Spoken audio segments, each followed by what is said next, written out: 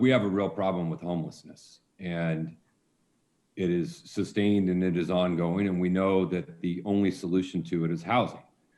Shelter solves sleep, housing solves homelessness.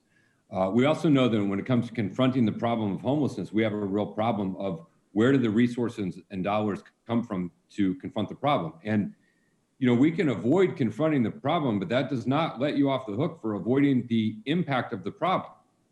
And so if you don't get people off the streets, then you are going to deal with them coming into your public safety system, coming into your emergency room systems, coming into your 911 calls, the behavioral health issues, the mental health issues, which has a significant cost. And so it's always a challenge to figure out how do we find the money to be able to put these things together. And so we're sitting here looking at $36 million of money, $19 million from the state of California, $2.6 million from the county of San Diego, $14 million from the developer to take a substantive step forward in trying to tackle what is a very real problem. And the impact of that will be there if you don't take this action. So we always judge the pain associated with the action without viewing it in the context of the pain and cost associated with not taking the action.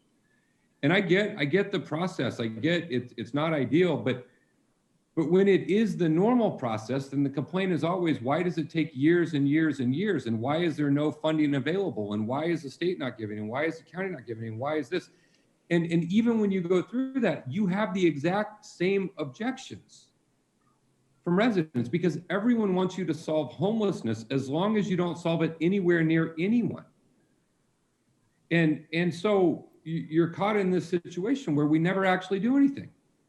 And then we wonder why it never gets any better. And so here we have an imperfect solution, but every solution is imperfect. I've been involved in a lot. My district includes the heart of the urban core of San Diego. I've been a part of a lot of siting services and behavioral health units and mental health units and drug treatment units and affordable housing and homeless and shelters. And it's never easy. And the public never wants it. They want it as if there's like some magic planet out there where it can all be solved. But yet we see the impacts of it every single day in our neighborhood. And as long as the solution is not anywhere near that, but that's just not a viable option. And so I get it's not ideal and it's not perfect. And it wasn't ideal for the city. The city of San Diego did not have a vote on this. The city council didn't have a vote on this. They moved quickly to come together and put in an application.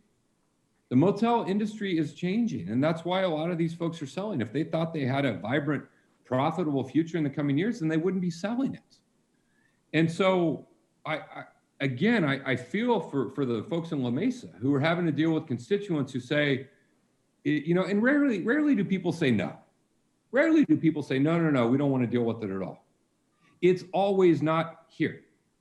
And then you say, well, where should it go? And they say, well, I don't know. And then they say, well, it's too much, or it's too little, or it's too high, or it's too low.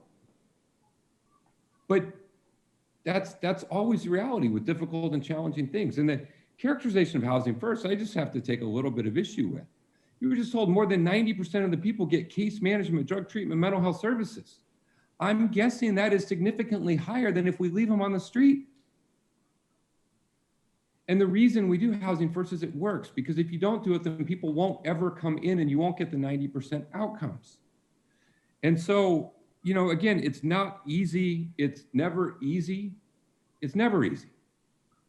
But here you have $36 million being provided to provide affordable housing, on-site security, case services, walking distance to medical appointments, walking distance to transit connections, with a responsible developer. This is not some fly-by-night, I just dreamt it up with my cousin kind of situation. They have done this and done this successfully in countless communities.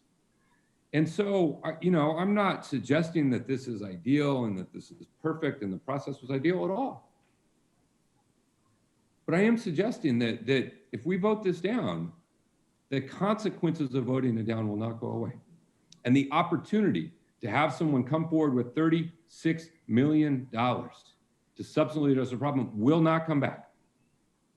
And so I would encourage us as a board to vote no.